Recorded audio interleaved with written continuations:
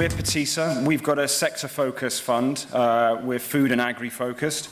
So we made an investment in Goldenlay up in Zambia. It's a poultry egg production business. It was a secondary transaction, which we kindly bought from Abraj, from Sandeep.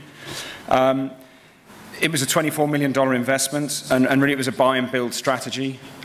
We saw the opportunity. If you look at egg consumption in Zambia, the average Zambian consumes about an egg a week. South Africa's on about 3 eggs a week. Europe, US on an egg a day. And obviously that's because eggs are going into baking products and other foodstuffs. So with what was happening with GDP growth rates in Zambia, we saw an opportunity to buy this business and take it to the next stage. And our Aureus, Abraj is now, was at the end of fund life. So it was a great opportunity. An egg ultimately is the cheapest source of protein. So it's got a huge development impact in terms of people coming into the food value chain and starting to move up that.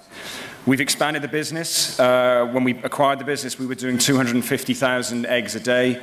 We now do 350,000 eggs. We've backwardly integrated, so we've bought farms. We need security of feed supply for our chickens, soy and maize. We've increased biosecurity. One of the biggest risks in a poultry business is biosecurity and disease into the flock. We're starting now to look at downstream, so fertilizer production. We're looking at the other bit that comes out of a chicken, the manure, converting that into an organic fertilizer, which we can now start distributing and selling. We've done quite a lot of work with the community, so we've got an HIV AIDS program around the local clinics.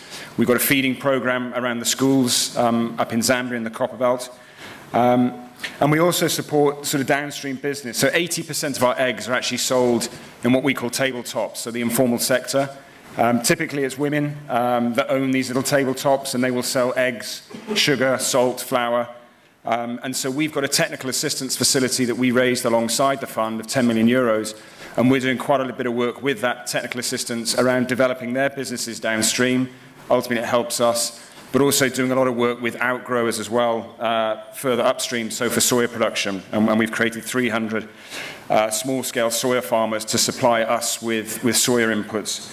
We've also done a lot of work with the branding. So top left was what we picked up when we acquired the business. And this is now some of the more modernized branding that we brought into the business, ultimately to make it more attractive and drive it to the exit.